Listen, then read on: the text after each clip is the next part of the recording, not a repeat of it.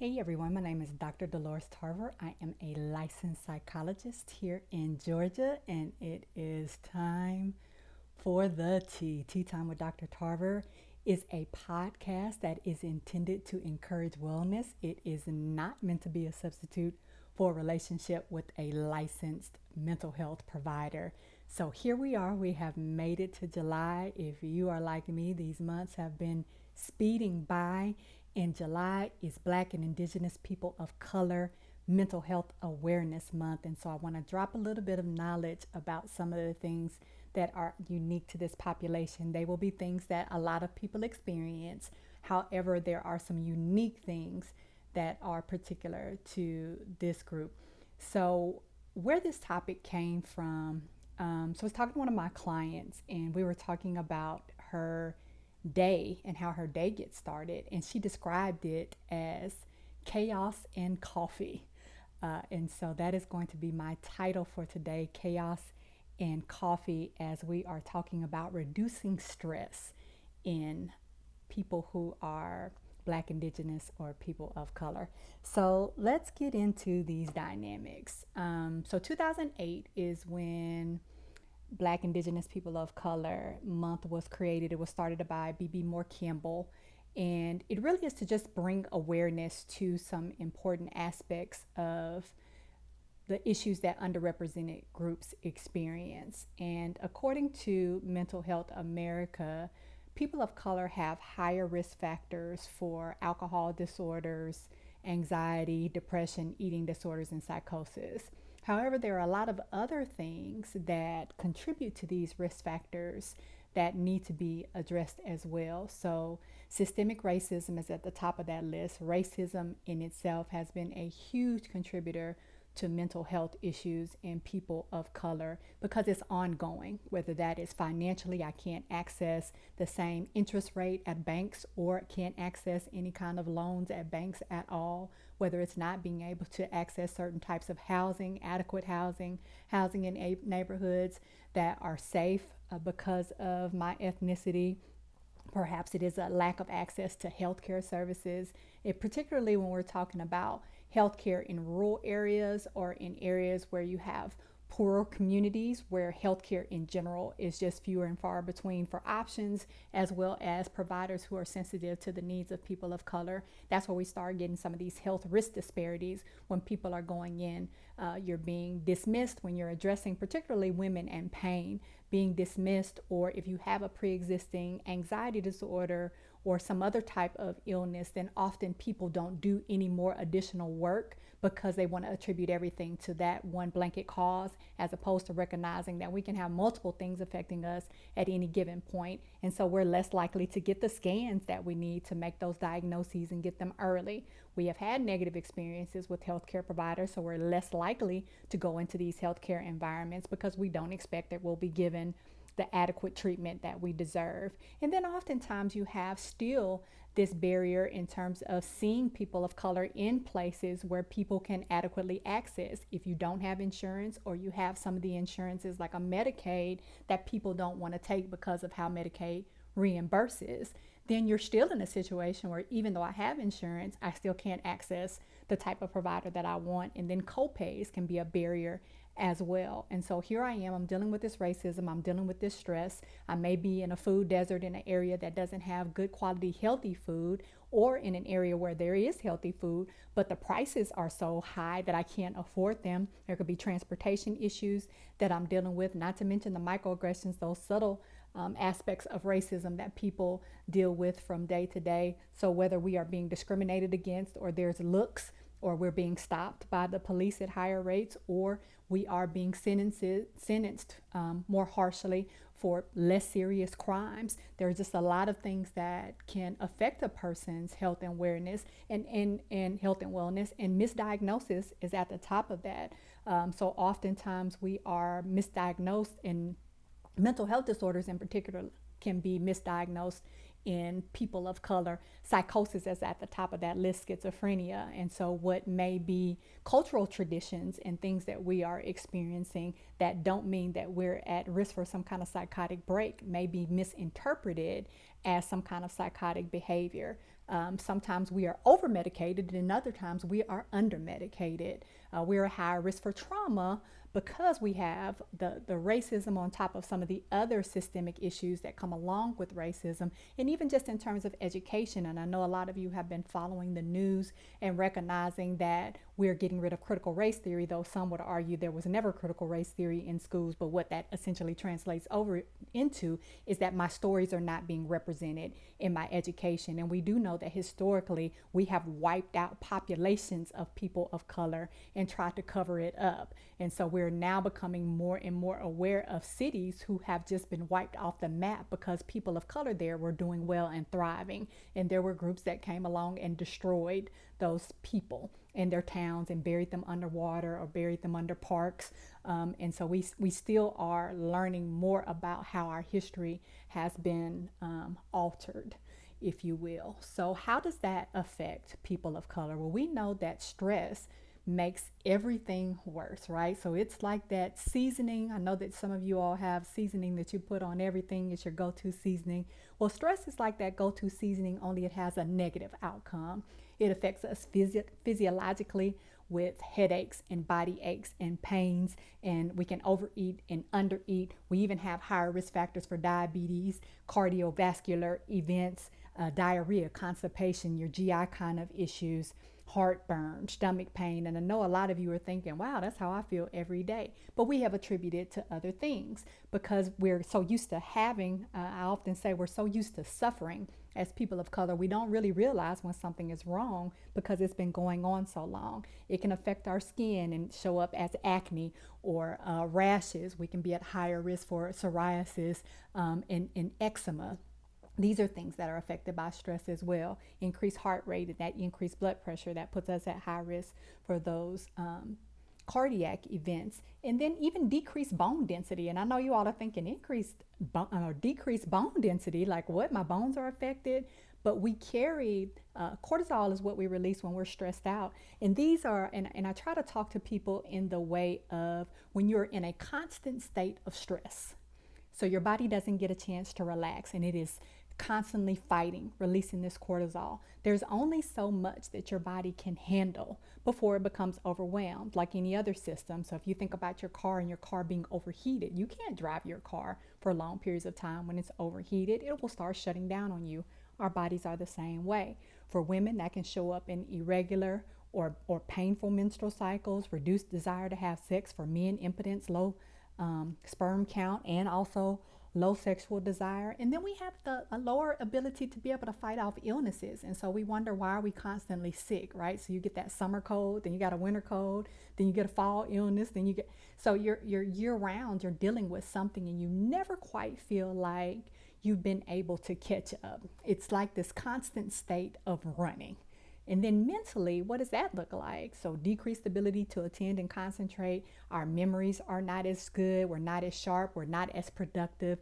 We seem scatterbrained and like we just can't finish things. We're starting things, but we're not finishing them, or we're procrastinating on things and not getting them done at all. We've got all these unfinished projects that we never start. Then you've got your fear and your anxiety that kick in, as well as you just being overwhelmed in general makes it harder for you to make decisions, and you question the decisions that you do make. And so this is why our sleep is affected, because our minds are constantly going, worrying about all of these things, and don't let you have experienced some things throughout your day, whether that be at work, stopped by a police officer, some coworkers made some very negative or disparaging comments. You didn't get a chance to have access to something that you deserved. You were passed over for a promotion, and you add all of those things in, and voila, you've got the makings of a very high stressed life. And it's going to show up in our health, and it's going to show up in our mental functioning. And then we're less productive, and then we tend to check out of here a lot sooner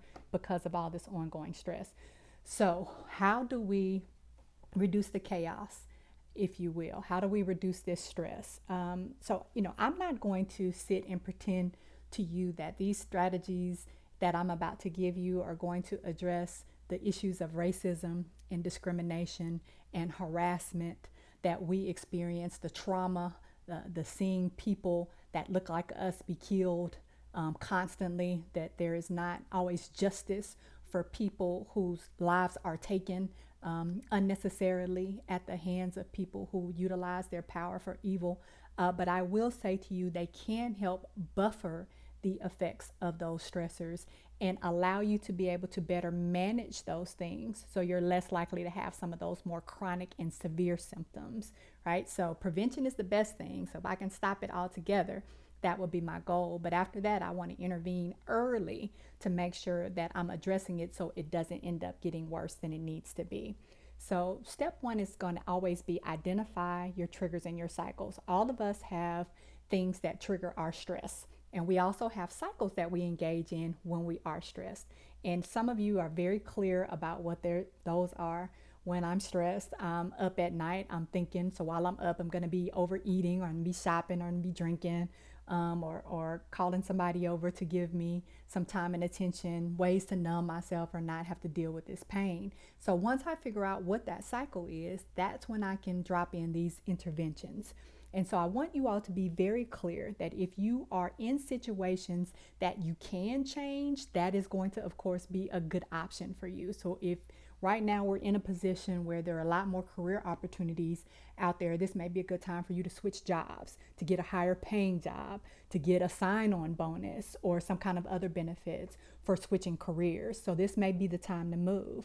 This may be a time for you to be able to take advantage of some of the other resources that have been available, in terms of if you have a business that you want to get off the ground, that there are some small business loans that you may be better able to qualify for right now. So there are some programs that we might be able to take advantage of. And so when we can reduce our stress in our workforce, we can decrease that financial stress. Those things are going to have a long lasting effect on us. So let's talk about some other strategies as well. So it is very important how you end your day and how you start your day. Your bedtime routine affects your next day. So if you are up at night and your mind is racing and you're worrying about things, then guess what? You're not going to sleep well. And when you don't sleep well, that means you're going to be probably waking up late or waking up irritable. And so you're jumping up, you got to get kids ready, you got to get to work, you're going to be behind, or you're going to be frustrated, and that's how you're starting off your day. That's not going to be good for you in terms of your stress level, because oftentimes once we're in that place, it's very hard to come out of that, right? So you probably have had a morning that started out bad that led to a bad day, because sometimes it's hard to shake that off when you're starting. So I want to talk to you all about what not to do before bedtime. I know a lot of you in the evening times is when it's your peaceful time, when the kids are asleep and the house is quiet and you're up doing things. I definitely encourage you to be very mindful of how close to bedtime you're doing some of these things. Paying bills. Paying bills can be a very stressful process for people because maybe you don't have enough resources, or maybe things are stretched, or maybe you have some financial goals that you haven't quite met, credit card debt, whatever it may be. And so if you are already on your mind going to bed with financial stress, that is going to affect your sleep. So you don't want to be doing that stuff before you go to bed. And I do know that some of you are working different hours, and so your nighttime may be during the day. But whatever time of day it is before you get ready to go to bed, let's be real mindful that we're not doing things within an hour or two before we're going to bed. You want to take that time before you go to bed to be soothing time, to be replenishing time, where you reflect on your joys of the day, where you reflect on what you were able to get done well and accomplish, where you're doing those affirmations, saying positive things about yourself, that you are getting ready for the next day. And those are also things that can help us not wake up in chaos the next morning. So I know what I'm going to wear. I have everything laid out. The kids, and I know how sometimes your kids be fine before they go to bed with an outfit, and then they wake up the next day and they're like, I don't want to wear that. But trying to have things already ready for the week so that you have options. Hey, you've got 5 outfits starting on Monday. Wear what you want to wear out of these 5, and let's keep it moving. Those are the kind of things that you can do prior to. Journaling is a good thing to do before bedtime, because you get a chance to purge those thoughts, get them out. Even talking into a recorder, you'll hear me say that frequently, because some people just are not people that like to write, and that's fine. You can say it into a video recorder or audio recorder, just as long as you're getting it out. Or if you have somebody who's a good listener that you want to talk to before bedtime, those are things that you can do with that bedtime routine. We don't want to be watching the news before we go to bed. We don't want to be on social media before we go to bed, because there's a lot of negativity out. And I know if you go down your timeline, you're going to see some bad news. If you turn on that news, you're going to see some bad news. All of these things are triggering for you already. So you don't need to see another person being killed or some kind of natural disaster or some kind of tragedy happening before you go to bed, right? We also want to make sure we're prioritizing tasks. And so oftentimes what we end up doing is we have so many things that we need to accomplish, and we make these to-do lists and they have 1,000 items on there. We're never going to get all of those amount of things done. And because I don't get them done, then I beat myself up. Then I'm not productive. Then I'm behind. Then again, this is another one of those cycles, right? So let me actually log what I actually do accomplish in a day. Most of us, if we're honest with ourselves, can do 2 or 3 things well in a day, completed in a day. And then the other things might be, you may have a laundry day where, hey, I throw a load in, or you may be the type of person that throws a couple of loads in throughout the week, just to try to, so you don't have to do everything on the weekends. And that's a part of prioritizing task as well. When do I best accomplish things? Gone are the days where you can spend a whole Saturday or a whole Sunday cleaning your house and getting stuff done. Meal prepping, you may have to break things up or choose a day to do a couple of things, and then other days you alternate and do some of those other tasks. We want to utilize our resources. There are people that have established ways to be organized, that have established ways to declutter, that have economic resources for us if we're trying to find a job or having problems with that resume, or we need to network with some other people who are in the field, be with around other people who are supportive of us, right? So we have almost everywhere groups of color. You can access them via the web, where you can have mentors and you can have people to guide you. So even if you're in a career path where you're receiving and dealing with a lot of those microaggressions or racism or discrimination, you can be talking with other people about having to navigate that.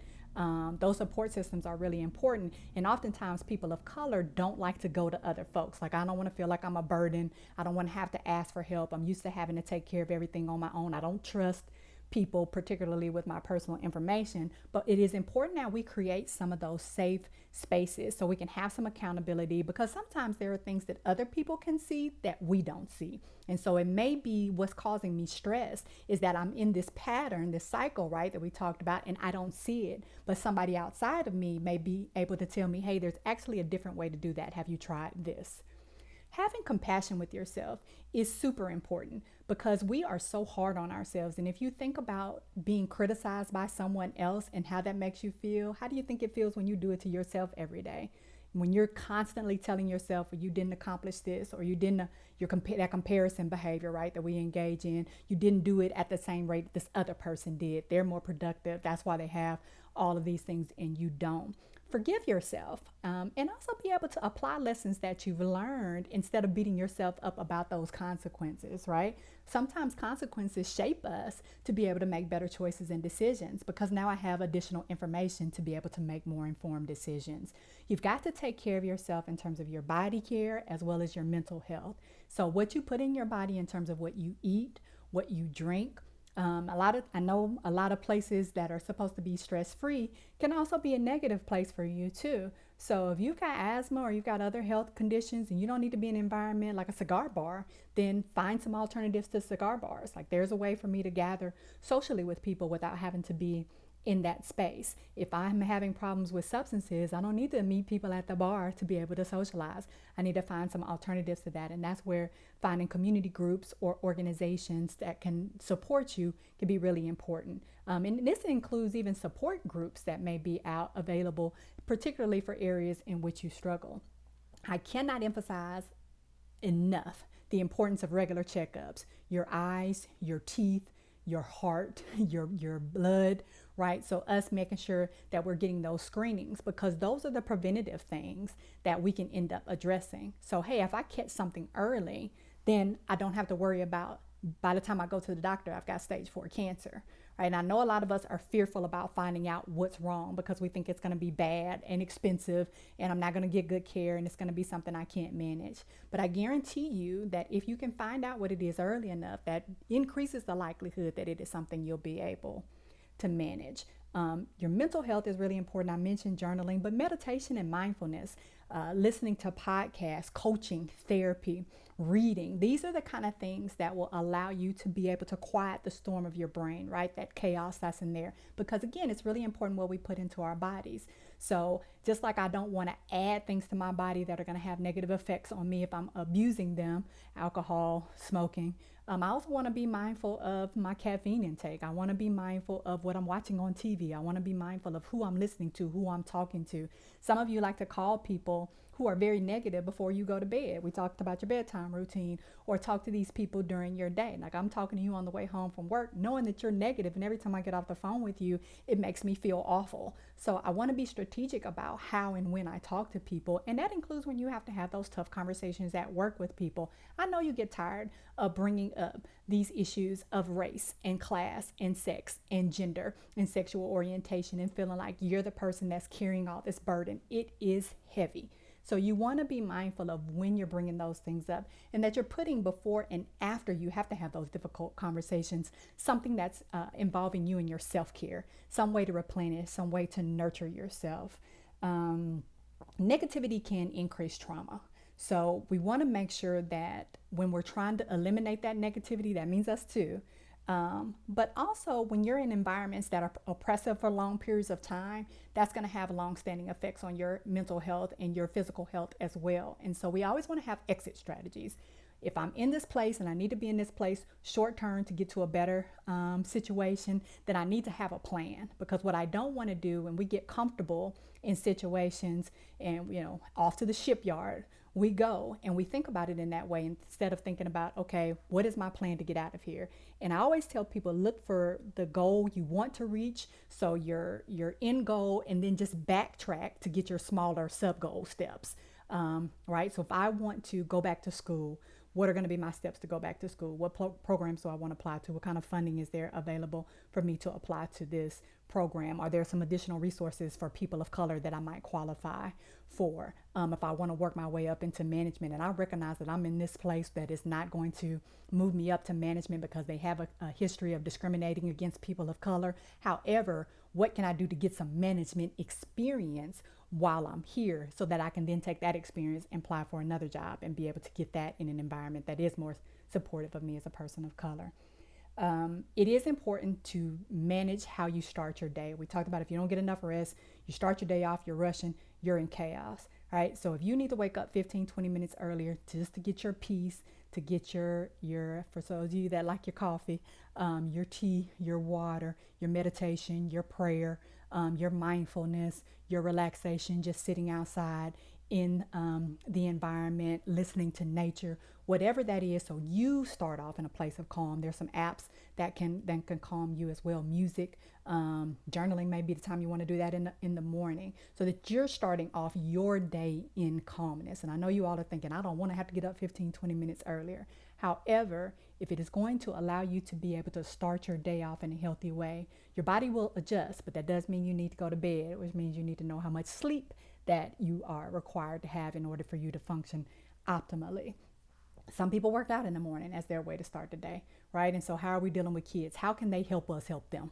What are some things we can put in place, give them some kind of reinforcement routine that allows them to be able to get going and do some things on their own, or at least get them done in a better way. So I'm not starting off my morning yelling at them. How do they best get up? Everybody's not a morning person. I know some of you have cranky children, and you have tried all kinds of stuff, and I don't care what it is, and they still got a whole attitude in the morning. But if I'm in a calmer place, then I'm able to deal with you in that calmness, and so it doesn't exacerbate the situation. And I also can't put you under stress of telling you better be ready in 15 minutes when I know good and well it takes you 30, right? So let me make sure that I give you adequate time to be able to get yourself ready and out the door, in addition to me being able to get ready and get out the door. And again, I don't want this to overshadow that there are a lot of stressful things that happen that contribute to trauma in our lives. But these smaller things, these everyday things that we deal with, if we can get them better managed so that we don't have that chaos with our coffee, then that allows us to be able to better function and better move throughout our day and buffer some of the effects of the other things that we have to deal with that are deeper issues. So I want to share a few resources with you all. Mental Health America, Loveland Therapy Fund, which helps fund therapy, and they work in partnership with Therapy for Black Girls, Therapy for Black Men, Psychology Today. So for those of you that are having challenges being able to afford therapy, that's a good resource for you. The Therapy for Black Girls, Therapy for Black Men are good resources. Melanin and Mental Health is a good one. Latinx Therapy is a good one. And then we have some social communities, as we talked about, making sure that you have that support in place. Dive in Well and Viva Wellness are some good options. And then apps, as we discussed, being able to get up and maybe utilize some apps in the morning to get you in a calm space, or even before you go to bed.